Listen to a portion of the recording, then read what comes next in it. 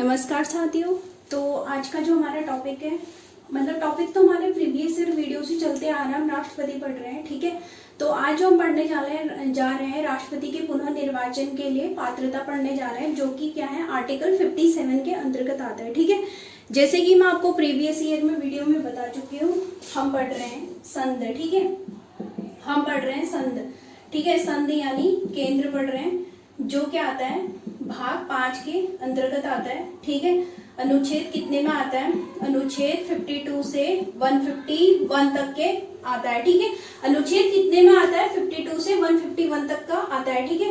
तो जैसे इसमें हम पढ़ने वाले हैं संधि की कार्यपालिका पढ़ने वाले हैं, ठीक है। जैसे कि हम क्या पढ़ने वाले हैं, इसमें हमने क्या क्या पढ़ा था?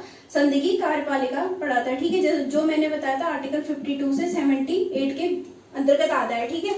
तो इसमें मैंने जैसे प्रीवियस ईयर वीडियो में आपको 52 बता चुकी हूँ, आर्टिकल 53 बता चुकी हूँ, 54 बता चुकी हूँ, 55 बता चुकी हूँ, 56 बता चुकी हूँ, ठीक है।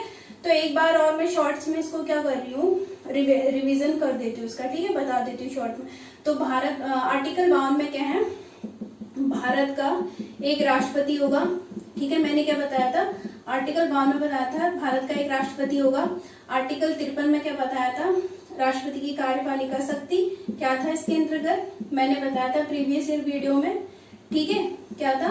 भारत में जो राष्ट्रपति की कार्यपालिका शक्ति होती है नामात्र राष्ट्रपति के पास होती है, जबकि वास्तविक शक्ति किसके पास होती है? प्रधानमंत्री, उसकी मंत्रिपरिषद के पास होती है, ठीक है। और आर्टिकल 54 में बताया मैंने उसका निर्वाचन मंडल, राष्ट्रपति का निर्वाचन मंडल, ठीक है। आर्टिकल 55 में क्या बताया? राष्ट्रपति की निर्वाचित प्रक्रिया बताइए, ठीक है। राष्ट्रपति की निर्वाचित प्रक्रिया बताइए। आर्टिकल 56 के अंतर्गत क्या बताया? ठीक है, राष्ट्रपति का कार्यकाल या पदावधि बताया, ठीक है।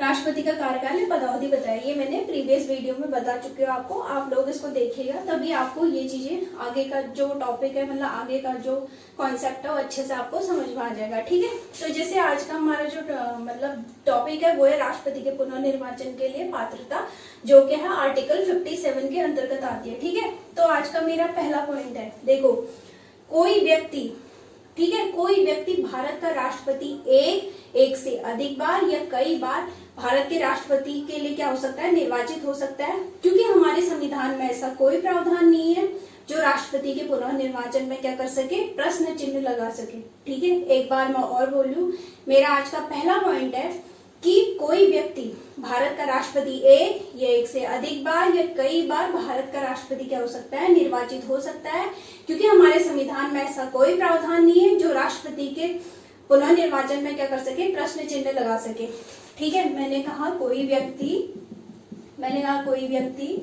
ठीक है, भारत का राष्ट्रपति, ठीक है, कोई भी व्यक्ति भारत का जो राष्ट्रपति है एक बार, एक से अधिक बार, ठीक है, एक बार, एक से अधिक बार या कई बार, ठीक है, या कई बार भारत का, ठीक है, कई बार भारत का राष्ट्रपति निर्वाचित हो सकता है, ठीक है, निर्वाचित हो सकता है, क्योंकि हमारे संविधान में ऐसा कोई प्रावधान नहीं है, ऐसा कोई नियम नहीं है, ठीक है, क्योंकि हमारे संविधान में ऐसा कोई नियम नहीं है, ठीक है, कोई नियम नहीं है, कोई नियम नहीं है जो राष्ट्रपति के पुनः निर्वाचन में, ठीक है, जो राष्ट्रपति के पुनः निर्वाचन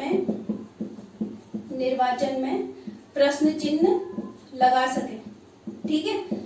मैंने क्या बोला कि कोई व्यक्ति भारत का राष्ट्रपति एक से अधिक बार या कई बार भारत का राष्ट्रपति निर्वाचित हो सकता है। हमारे संविधान में ऐसा कोई प्रावधान नहीं है, ऐसा कोई नियम नहीं है जो राष्ट्रपति के पुनः निर्वाचन में प्रश्न चिन्ह लगा सके, ठीक है। दूसरा पॉइंट है कि राष्ट्रपति के पुनः निर्वाचन में, ठीक है, राष्ट्रपति के पुनः निर्वाचन में जो भारतीय संविधान है, ठीक है, जो भारतीय संविधान है वो मौन नहीं है, ठीक है, जो भारतीय संविधान है वो क्या है? मौन नहीं है, ठीक है।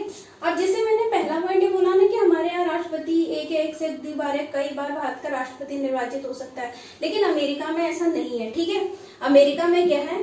अमेरिका में जो राष्ट्रपति हैं केवल 2 बारी राष्ट्रपति के पद के लिए क्या हो सकते हैं? निर्वाचित हो सकते हैं, ठीक है। लेकिन अमेरिका के ऐसे राष्ट्रपति हैं जिन जो क्या हुए 4 बार राष्ट्रपति बन चुके हैं अमेरिका के, ठीक है। क्या है उनका नाम? फ्रैंकलिन डी रूजवेल्ट है उनका नाम, ठीक है, जो अमेरिका के 4 बार राष्ट्रपति बन चुके हैं, ठीक है। अब आते हैं कार्यकाल, ठीक है। जैसे हमारे वहाँ आर्टिकल 56 के अंतर्गत मैंने पहला पॉइंट आपको क्या बताया था कि भारत का जो राष्ट्रपति का कार्यकाल होता है 5 वर्ष तक का होता है, ठीक है। भारत में, ठीक है, भारत में जो राष्ट्रपति का कार्यकाल होता है वो कितने वर्ष तक का होता है? 5 वर्ष तक का होता है, ठीक है। अमेरिका में, ठीक है, अमेरिका में राष्ट्रपति का जो कार्यकाल होता है वो 4 वर्ष तक का होता है, ठीक है। लेकिन स्विट्जरलैंड में, ठीक है, जो स्विट्जरलैंड है, ठीक है, स्विट्जरलैंड है, वहां के जो राष्ट्रपति का कार्यकाल है वो कितने वर्ष तक का होता है? 1 वर्ष तक का होता है, ठीक है। जैसे कि मैं आपको सारी चीजें बता चुकी हूँ, ठीक है। अगर आपको मेरा कंटेंट पसंद आ रहा है तो प्लीज लाइक और सब्सक्राइब जरूर कीजिएगा, ठीक है। आप मेरी मदद कीजिएगा, मेरी हेल्प कीजिएगा, ये करना है आपने, बस आपने मेरा चैनल लाइक और सब्सक्राइब ही करना है, ठीक है। और अगर आपको मेरा कंटेंट पसंद आ रहा है तो प्लीज कमेंट बॉक्स में आप जरूर बताइएगा, ठीक है। मैं अच्छे से अच्छा और इजी से आसान भाषा में आपको कंटेंट देने की पूरी कोशिश करूंगी, ठीक है। तो प्लीज तब तक के लिए मेरे आप चैनल पर बने रहिएगा, ठीक है। तब तक के लिए बहुत बहुत धन्यवाद।